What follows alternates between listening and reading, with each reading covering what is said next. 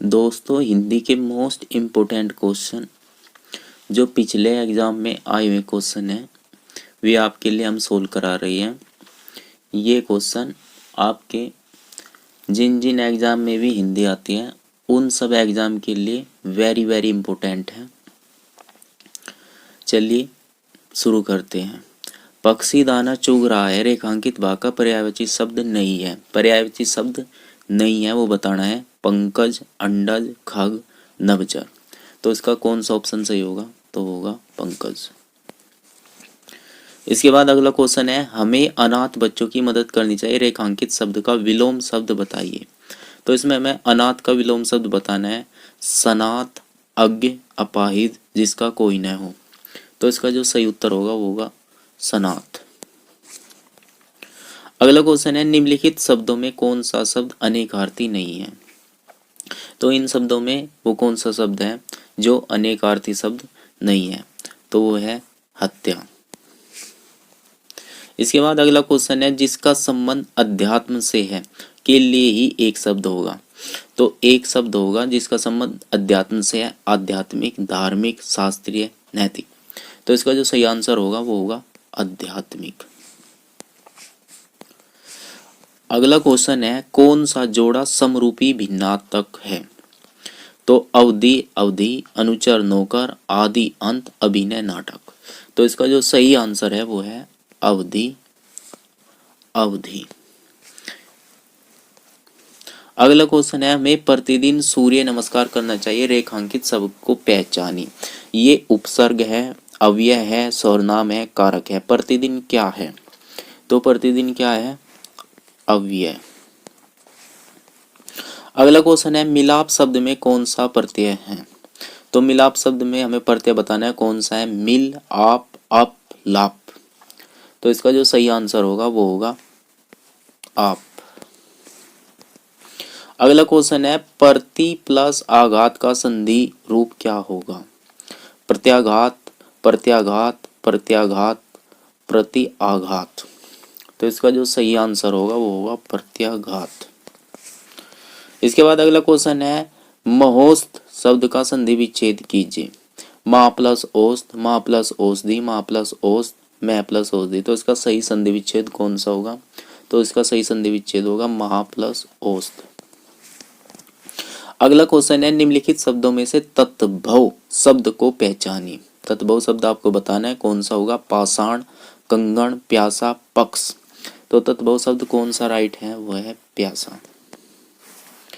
इसके बाद अगला क्वेश्चन है, निम्नलिखित में कौन सा वाक्य अशुद्ध है? तो हमें अशुद्ध वाक्य बताना है। आज मैं यहीं रहूंगा, सज्जन लोग भला ही सोचते हैं, क्या तुम कॉलेज जाते हो, अभी तक पत्र नहीं मिला है।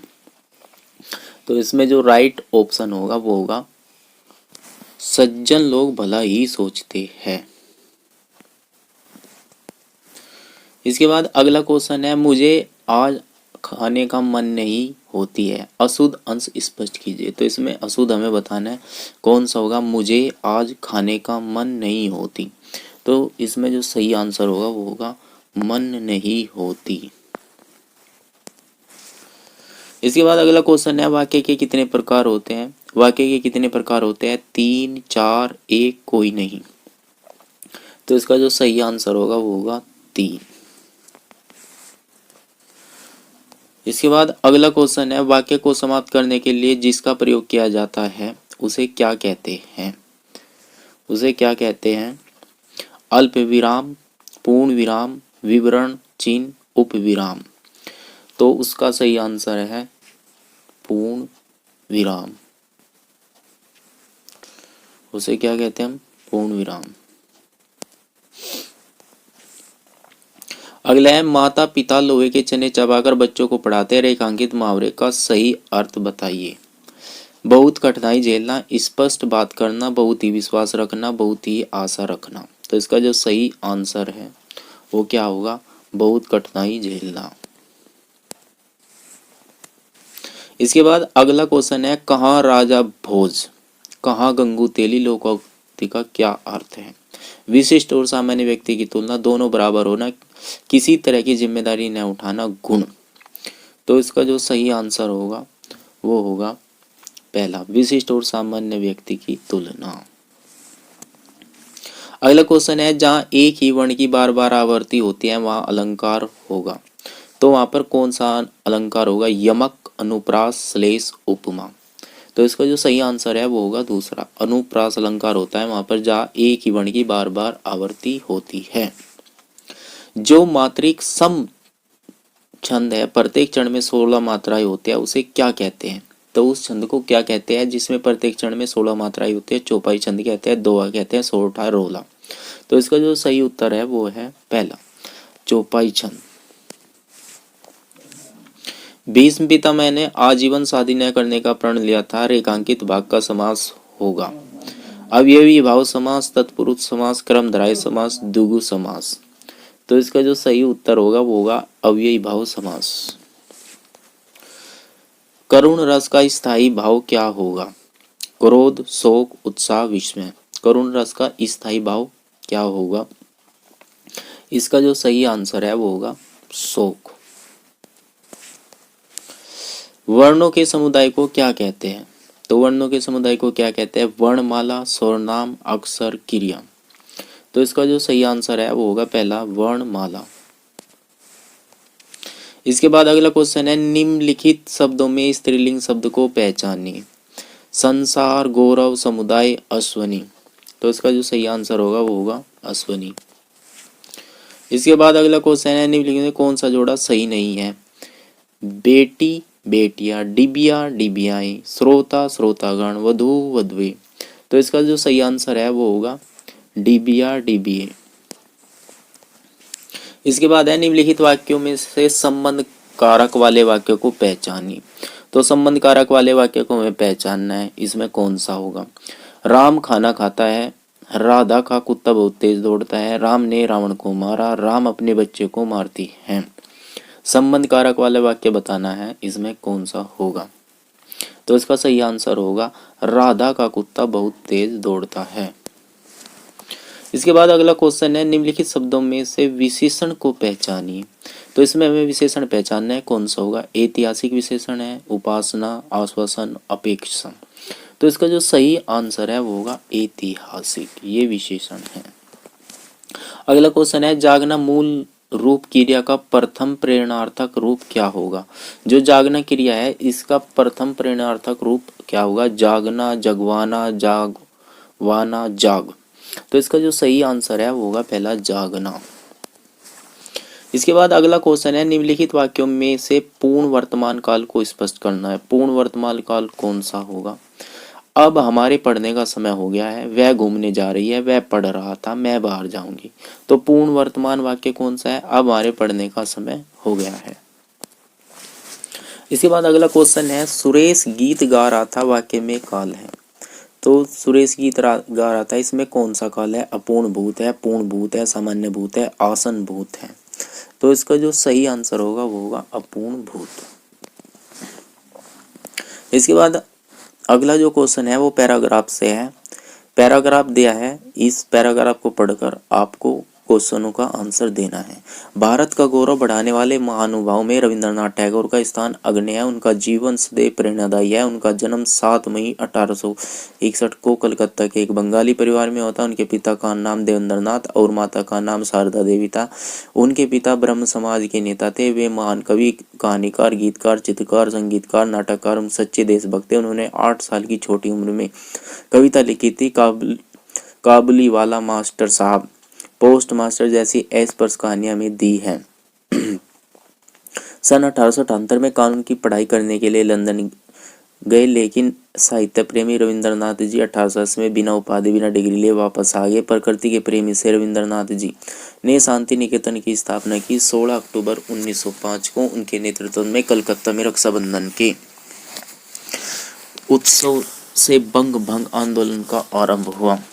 इसी आंदोलन से भारत में स्वदेशी आंदोलन का सूत्रपात हुआ। उनकी सबसे लोकप्रिय गीतांजलि रही है, जिसके लिए 1913 में पुरस्कार प्रदान किया गया। सन 1919 में हुई जलियांवाला बाग हत्याकांड की उन्होंने भरपूर निंदा की उनका विरोध इतना तीव्र था कि उन्होंने नाइटहुड उपाधि लौटा दी। भारत का राष्ट्रीय गान जन गण मन एवं बांग्लादेश का राष्ट्रीय गीत अमार सोनार बांग्ला उनकी ही रचना है।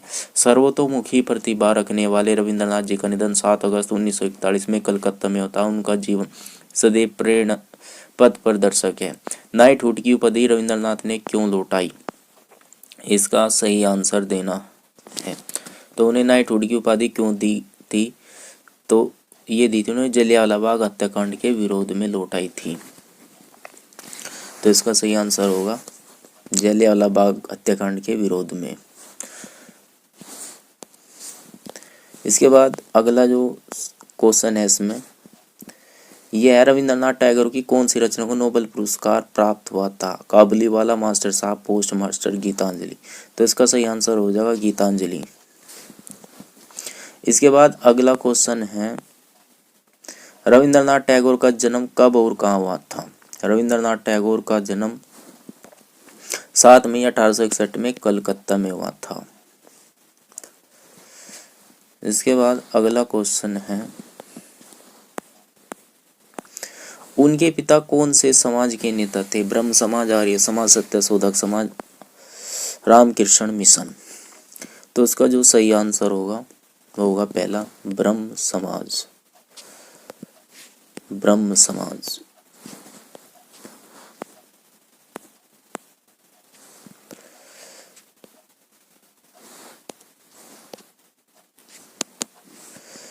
जन गण मन राष्ट्रीय गान के रचनाकार कौन है? रविंद्रनाथ टैगोर, बंकिम बाबू, हरिवंश राय बच्चन, सरोजनी नायडू। तो इसका जो सही आंसर है रविंद्रनाथ टैगोर। इसके बाद अगला क्वेश्चन है,